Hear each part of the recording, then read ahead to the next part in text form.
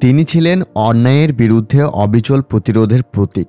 একটি জাতিকে স্বাধীনতার স্বাদ দিয়েছেন নিজের ত্যাগ, সাহস আর ভালোবাসা দিয়ে।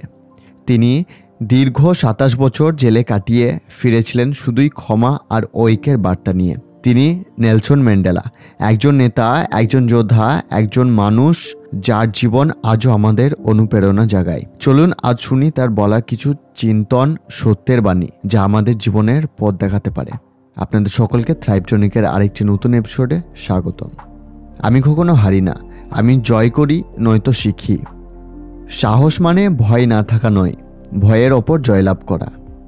যে শিক্ষার সাহায্যে পৃথিবীকে বদলানো যায়, সেটাই সবচেয়ে শক্তিশালী অস্ত্র। একজন মানুষ যতক্ষণ না পাহাড়ের চূড়ায় ওঠে, ততক্ষণ পর্যন্ত তার পথ শেষ হয় না। ঘৃণা শেখা যায়, আবার ভালোবাসাও শেখা যায়। বড় হতে চাইলে বড় স্বপ্ন দেখতে হবে। আলো দেখার সবচেয়ে ভালো সময় অন্ধকারে।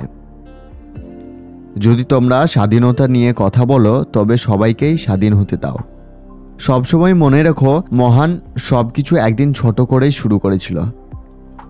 সবকিছু সবসময় অসম্ভব মনে হয় যতক্ষণ না সেটা সম্পন্ন হয়। মানবতা হচ্ছে ক্ষমার চর্চা। আমি এই জন্য একজন মুক্ত মানুষ, কারণ আমি অন্যদেরও মুক্ত দেখতে চাই। সমাজে প্রকৃত শান্তি আনতে হলে মানুষকে সম্মান দিতে হবে। প্রকৃত নেতা মানুষের হৃদয়ের স্থান করে নেয়, শুধুমাত্র ক্ষমতা দিয়ে নয়। যে অন্যের কষ্ট বুঝতে পারে না, সে মানবতাকে বোঝে না। সবার জন্য সমান সুযোগ সৃষ্টি করাই ন্যায় বিচার। জীবনের প্রকৃত অর্থ হলো নিজেকে অন্যের সেবায় উৎসর্গ করা। আমি আমার সময়কে অর্থবহ করে তুলতে চাই। কখনোই খুব দেরি হয়ে যায় না পরিবর্তনের জন্য। তুমি পরিবর্তন হতে পারো, যা তুমি পৃথিবীতে দেখতে চাও। শেষ পর্যন্ত দেখার জন্য ধন্যবাদ।